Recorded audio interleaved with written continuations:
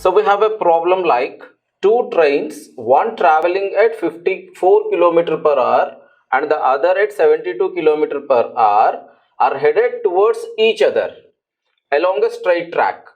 That means there are two trains given here, train 1 and train 2. Train 1 is moving with 54 km per hour and train 2 is moving with 72 km per hour. And now these two are moving on the same track initially they are at a distance of 500 meters, that is half kilometer given in the data in the problem. So they are apart by 500 meters. Now both the drivers see the trains simultaneously. That means this driver observes the train coming opposite and simultaneously the other driver observes the train coming opposite. Then both of them have applied the brakes. So for train 1, the data given is he is moving with 50 km per hour. Therefore, converting into meter per second, we are multiplying with 5 by 18, giving rise to the conversion from kilometer per hour to meter per second. And finally, he has to stop the train to avoid the collision. That is the reason final velocity has to be 0. And the deceleration is going to be 1 meter per second square as given in the data. When brakes are applied, it is decelerating at a rate of 1 meter per second square.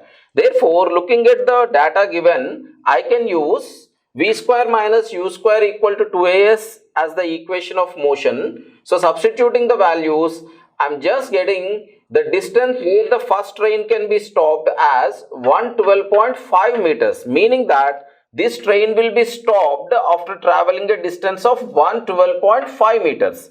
Simultaneously, we are to look at what distance the second train is going to be stopped. So, if at all the stopping distance of first train and the second train is less than the 500 meter, the collision is avoided. Therefore, let us look at how much distance the second train is going to travel.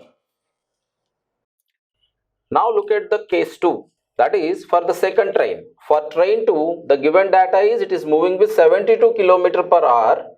That can be converted as 20 meter per second. By multiplying with 5 by 18, I can convert kilometer per hour into meter per second. So it is traveling with 20 meter per second and the acceleration is going to be the same. Therefore, the same data I can use to calculate the S2. Therefore, using v square minus u square is equal to 2as, I can get 0 square minus its velocity is 20 meter per second. Therefore, 20 square equal to 2 into retardation is minus 1. That is S2 is to be determined. Therefore, S2 can be calculated as 100 meters. Which means this is traveling 112.5 meters and this is traveling 100 meters. That means overall both together will travel only 312.5 meters and get halted. The separation is already 500 meters, meaning that within the 500 meters they are coming to halt. Therefore, they will never collide. So, you can avoid the collision. So, in such case, the distance traveled by this must be less than the initial separation. In such cases, the collision is avoided. This is how the problem can be solved.